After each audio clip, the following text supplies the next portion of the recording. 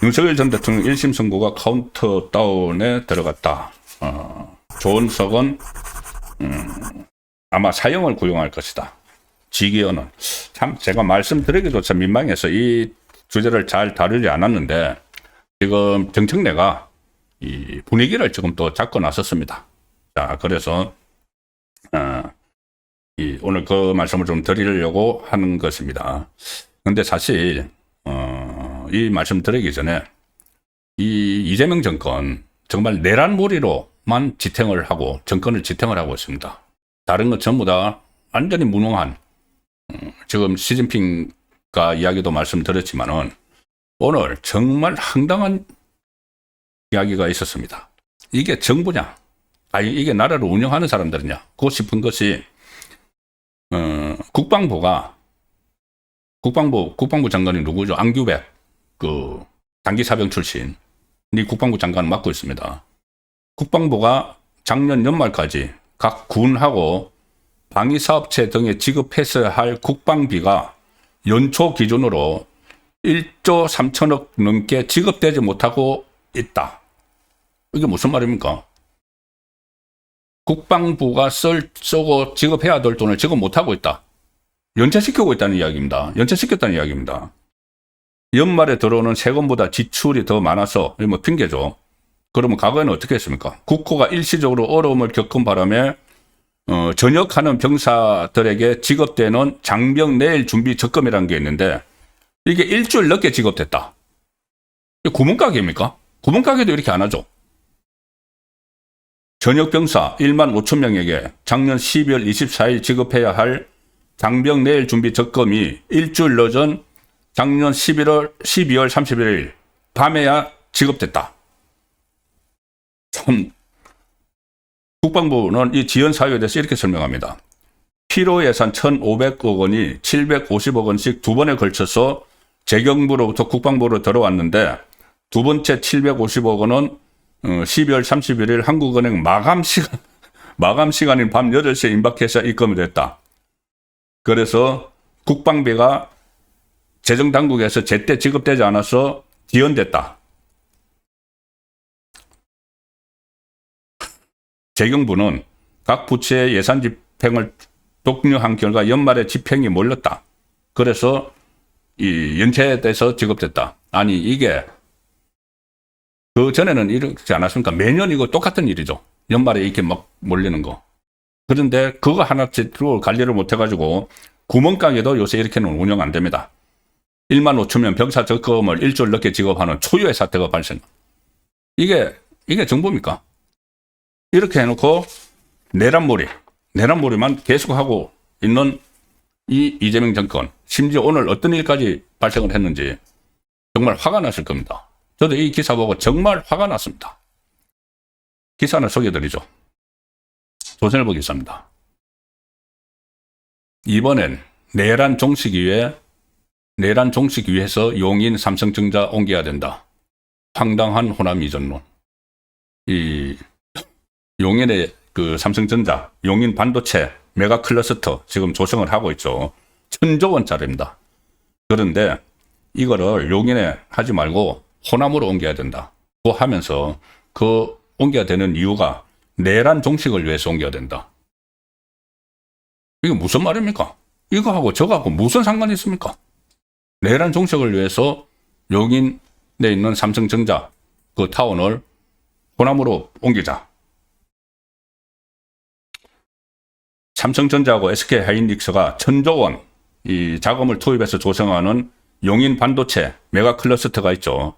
그런데 이거를 지방선거를 앞둔 정치권이 호남으로 이전해야 된다. 그 이야기합니다. 이 용인 클러스터는 지금 부지 매입이 끝나서 토지 배상이 진행 중이고 이미 일부 현장은 착공까지 한 상태인데 반도체 재단 이전이 윤석열 내란을 끝내는 길이다. 황당한 논리까지 등장을 하면서 이 국가 산업 경쟁력을 흔들고 있습니다. 아니 내란 종식하고 저 공장 옮기는 게 무슨 상관이 있습니까? 뭐든지 갖다 붙이면은 내란 종식, 내란 세력. 그리고 내란이라는 게 잠시 말씀드리겠지만은 법적으로 비상계엄이 내란이라고 선고 안 나왔습니다, 아직. 이 말을 누가 했느냐? 그런데 이 말은 민주당 의원이 했는데 이게 이재명이 그 전에 자락을 깔았습니다. 일단 그 민주당 전북 완주 진안 무주 국회의원 안호영이 SNS에 이렇게 올립니다. 윤석열 내란을 끝내는 길은 용인 반도체 삼성전자의 전북 이전이다. 윤석열 내란은 전북의 미래를 파괴한 폭거였다. 이게 지금 무슨 말입니까? 말 이해가 됐습니까? 수도권 이기주의에 맞서서 싸워서 삼성전자 이전을 반드시 이뤄내겠다. 갑자기 또 수도권 이기주의는 내란, 이건 무슨 상관이 있습니까?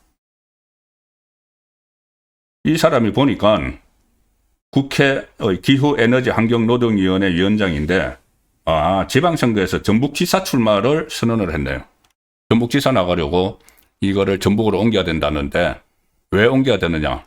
그 내란 동식을 하려면 옮겨야 돼. 다짜고짜 이렇게 이야기를 하는 겁니다. 이게 이재명이 12월 10일 날 호남 이전론 이것을 부추겼습니다.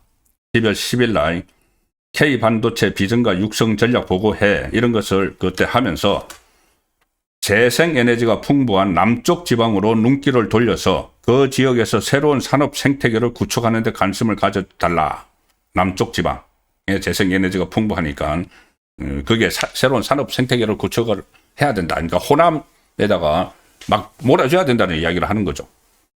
그러니까 바로 호남 전남 여수 출신 근데 서울의 논어리 지역구로 갖고 있는 김성한 이 기후에너지 환경부 장관이 이렇게 이야기합니다. 이재명의 말을 받아서 용인에 SK 삼성전자가 쓸 전기량이 원전 15개 수준인데 꼭 거기에 있어야 할지 지금이라도 지역 전기 많은 쪽으로 옮겨야 하는지 고민이다. 이게 지금 용지매입 다 끝나고 500명 이상의 토지 보상이 진행 중이고 일부 현장에서는 이미 첫 삽을 떴고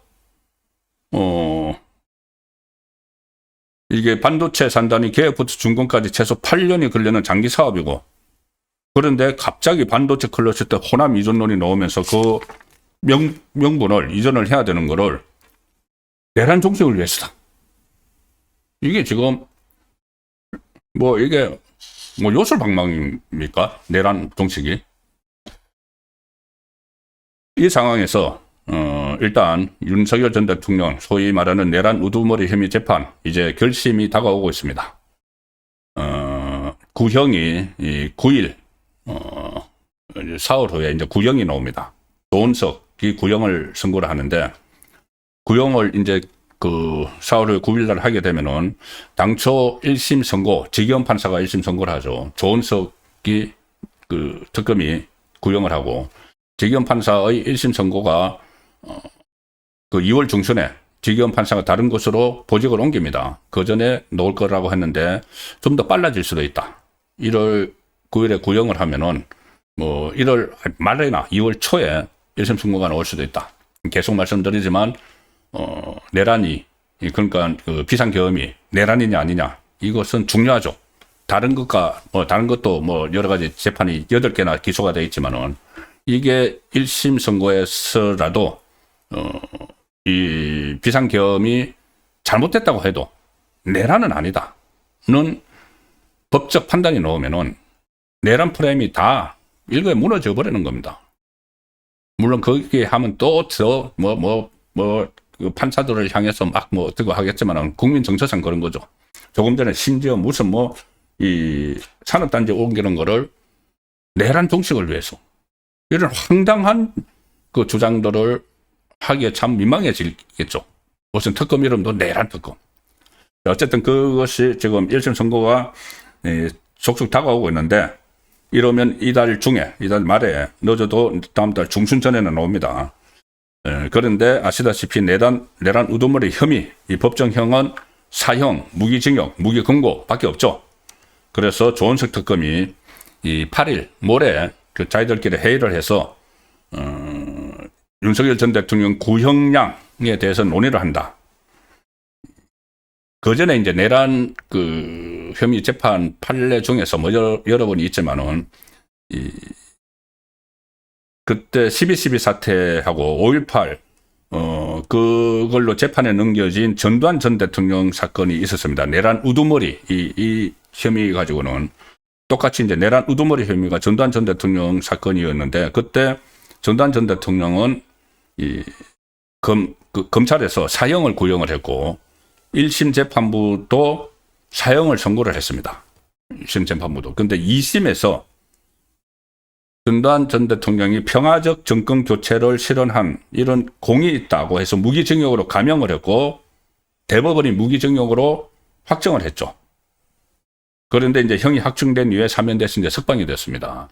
이제 그런 전례들도 지금 하나씩 이제 거론이 되기 시작하는데 정청래가 이 1심 구형을 앞두고 또 내란몰이를 불어붙이면서 일종의 적개심을 자기 지지층, 좌파 지지층에게 적개심을 유발하는 그런 발언을 또 했습니다.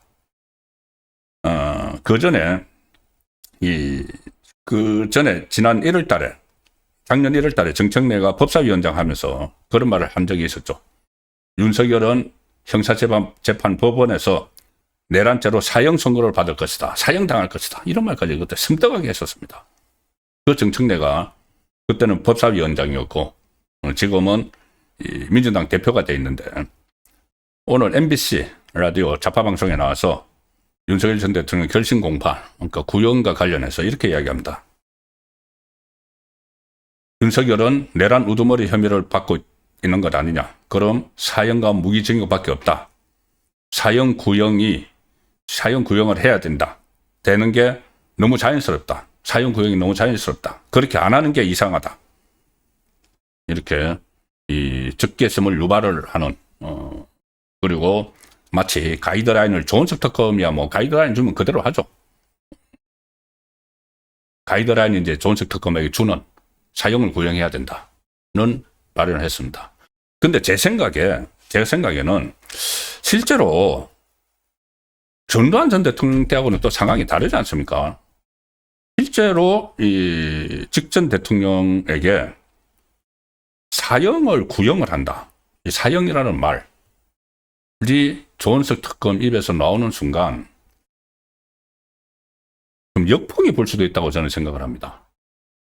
이게 과연 지금 그 초단기 비상계엄을 선포를 해서 자리에서 쫓겨나고 이게 그 내란몰이를 이렇게 대대적으로 강풍처럼 하고 있는데 이게 또 법정에서 사형이라는 말이 입에 올려진다. 저는 역풍도 있을 걸로 봅니다. 어쨌든 뭐 구형은 그렇게 어떻게 나오더라도 가장 핵심은 이게 직연 판사가 어떻게 선고를 할지를 봐야 되는 것이죠. 그리고 여기서 또 이런저런 장치들을 다 하고 있습니다. 만약에 직연 판사가 1심에서 그 무죄를 선고를 하더라도 이제 2심 가겠죠. 2심부터는 내란 전담 재판부법 그때 통과시켰죠. 2심부터는 자기들이 마치 이제 판사 쇼핑을 뭐 할 수 있는 그런 구도를 만들어 놨죠. 계속 이제 후퇴 하긴 했지만은. 그래서 그 소위 내란 전담 재판부법을 그때 국회에서 통과시켰는데 그거 오늘 또 시행하는 그 간부에 게재를 했습니다. 그것이 2심은 이제 그 전담 재판부에서 또 한다. 이런 장치까지 막 만들어 놓고 내란몰이를 지금 하고 있는 상황이죠.